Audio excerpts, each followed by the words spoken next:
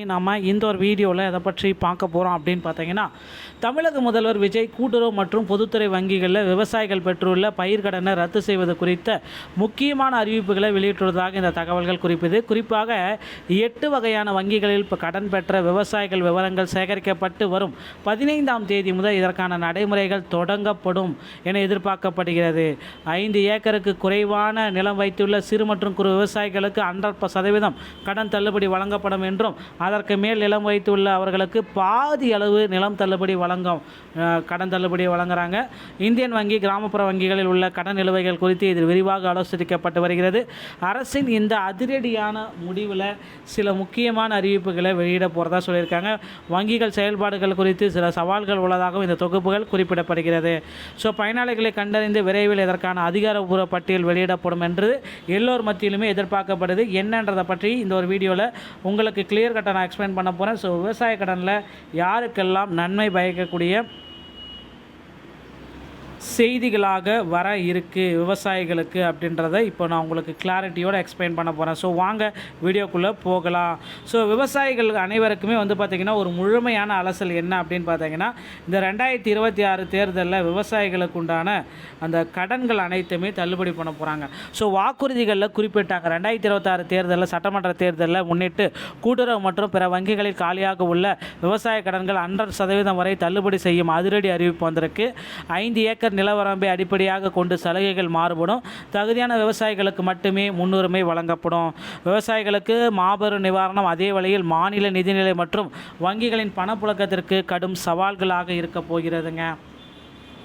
2026 தேர்தல் இலக்கில் விவசாயிகளின் நீண்டகால எதிர்பார்ப்பை நிறைவேற்றும் வகையில் பயிர்க்கடன்கள் முழுமையாக ரத்து செய்யப்படுகிறது. முந்தைய காலகட்டங்களில் 5 ஆண்டுகளுக்கு ஒரு முறை பகுதியளவு தான் ரத்து செய்யப்பட்டது. ஆனால் இப்போ உடனடியாக ரத்து செய்யப்படுறதுக்கு முதல்வர் விஜய் அவர்கள் ஒரு அரசாணையை வெளியிட போகிறாங்க. மாநில கூட்டுறவு வங்கிகள் மற்றும் வேளாண் நகர்ப்புற துறை மற்றும் வேளாண்மை துறை வங்கிகளில் இந்த நகைக்கடன் தள்ளுபடியை கொடுக்க போகிறாங்க. பொதுத்துறை வங்கிகள் Indian bank, state bank of India அதிகப்படியான விவசாயிகள் இந்த கடன் உள்ளதாக முதல்வர் இதை கவனத்தில் கொண்டு இந்த பேங்க்கில் வச்சுருக்கிற விவசாய பயிர்க்கடனை தள்ளுபடி செய்யணும் அப்படின்னு கோரிக்கை வச்சுருக்காங்க.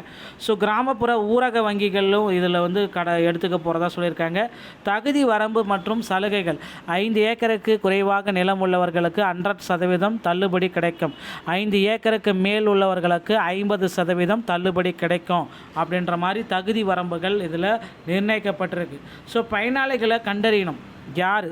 தகுதியான பயனாளிகள் எப்படியெல்லாம் வராங்க அப்படின்னு பார்த்தீங்கன்னா, 8 வங்கிகள் உள்ள மொத்த விவசாய கடன்கள் கணக்கெடுக்கிறாங்க. நிலவரம்பு மற்றும் ஆவணங்களை சரிபார்ப்பு செய்ய போகிறாங்க. போலி மற்றும் தகுதியற்ற கணக்கில் நீக்கிறாங்க. இப்போ கடைசியாக பார்த்திங்கன்னா தகுதியான பயனாளர்கள், செயல்பட தகுதியான பயனாளர்களை கண்டறிந்து மட்டுமே அரசின் முன் உள்ள பெரிய சவால். இது ரொம்ப கஷ்டமான ஒரு விஷயந்தான். இதை பார்த்திங்கன்னா வங்கிகள் விரைவில் இதை செலுத்த போகிறதா சொல்லிகிட்டு இருக்காங்க. பொறுத்து நம்ம பார்க்கலாம். செயல்பாட்டுக்கு உண்டான காலக்கெடு இந்த ஜூன் மாதம் 15ஆம் தேதியிலேருந்து இதை செயல்பாட்டுக்கு வாங்க.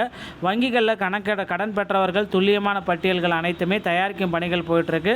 தள்ளுபடிக்கான அதிகாரப்பூர்வ கோப்புகளில் முதல்வர் விஜய் அவர்கள் கையெழுத்து போட்டு அடுத்த 2-3 மாதங்களில் பயனாளர்கள் பட்டியலை வெளியிட்டு முழுமையான செயல்பாட்டையே கொண்டு வர போகிறாங்க.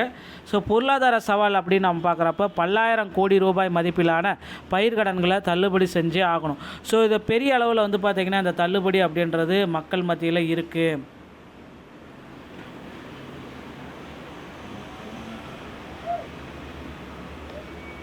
இந்த விவசாய கடன் தள்ளுபடி அப்படின்றது பெரிய அளவில் மக்கள் மத்தியில் இருக்குது. பல்லாயிரம் கோடி ரூபாய் மதிப்பிலான பயிர்க்கடன்களை தள்ளுபடி பண்ணணும். சுமை அதிகமாகுது. இது பல மாநிலங்களில் நிதி பற்றாக்குறை மேலும் உயர்த்தி பொருளாதார சுமையை அதிகரிக்கக்கூடும் என்று எதிர்பார்க்கப்படுகிறது. அரசு கழுவூலம் மற்றும் மாநிலத்துடைய நிதிநிலை என்னன்றதை பொறுத்து தான் இந்த விவசாய கடன்களை முழுமையாக தள்ளுபடி செய்கிறதுக்கு உண்டான ஒரு அரசாணை வருங்க. அரசு கடனை தள்ளுபடியை அறிவிக்கிறது. அதை உடனடியாக வங்கிகளுக்கு செலுத்துகிறது. தாமதமானால் கூட்டுறவு வங்கிகளில் நிதி இறக்காது. விவசாயிகளுக்கு அடுத்த போகத்திற்கான புதிய கடனையும் வங்கிகளால் வர முடியாது. இப்படி தாங்க பார்த்திங்கன்னா கடன்கள் எல்லாமே சுழற்சி முறையில் நடைபெற்றது. இதனால் வங்கிகள் நெருக்கடியில் இருக்காங்க, மீண்டும் கடன் கொடுக்க முடியாத சுச்சுவேஷனுக்கு போயிடுறாங்க. ஸோ 5 ஏக்கருக்கு குறைவாக நிலம் வைத்தவர்களுக்கு 100% தள்ளுபடியும், 5 ஏக்கருக்கு மேலே நிலம் தள்ளுபடி வச்சுருந்தீங்க அப்படின்னா உங்களுக்கு 50% தள்ளுபடியும் கிடைக்கும். 8 வங்கிகளில் தள்ளுபடி கொடுக்க போகிறாங்க. பொதுத்துறை மற்றும் கிராமப்புற வங்கிகளில் இதில் அடங்கும். ஸோ தகுதியான விவசாயிகளுடைய கண்டறிந்து அவர்களுடைய வங்கிகளிடமிருந்து கடன் விவரங்கள் பெற்று பயனாளிகள் பட்டியலை தயாரிக்கும் பணிகள் போயிட்டுருக்கு. ஸோ விரைவில் பார்த்திங்கன்னா தகுதியானவர்களுடைய பட்டியல்கள் வெளியாகும் அப்படின்றத நிச்சயமாக எதிர்பார்க்கலாங்க. ஸோ தாமதமானால் இந்த வங்கிகளுடைய திவாலை சமாளிக்க முடியாது. எதிர்பார்ப்புகளும் உண்மையான தகவலும் அப்படின்னு பார்த்திங்கன்னா விவசாயிகளுக்கான மாபெரும் நிவாரணம், 100% கடன் ரத்து, பொருளாதாரத்திலேருந்து அவங்கள காப்பாற்றியே ஆகணும். அரசின் நிதி மற்றும் சவால், இழப்பீடு வழங்குதல், தகுதியானவர்களை கண்டறிதல் ரொம்ப சவால்.